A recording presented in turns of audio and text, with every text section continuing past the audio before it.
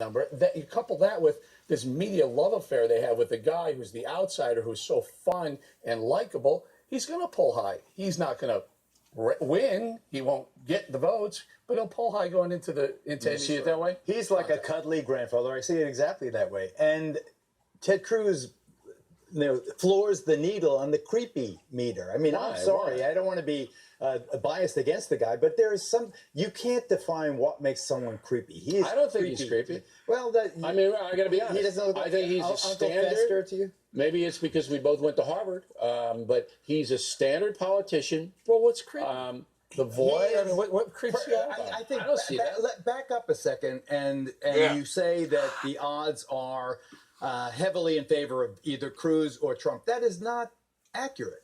The odds are overwhelmingly in favor of Trump. Cruz is a long shot by. Okay, but wait. I mean, he showed up in New York yesterday, Bill, and I think that if you saw that audience at the he's not popular Republican in New gala. York. But I think that is a reflection of how Cruz is going to be received. All right, but I don't want to get too deeply into the speculation, but if Cruz beats Trump in California, all right, then all bets are off, and he could. That's narrowing.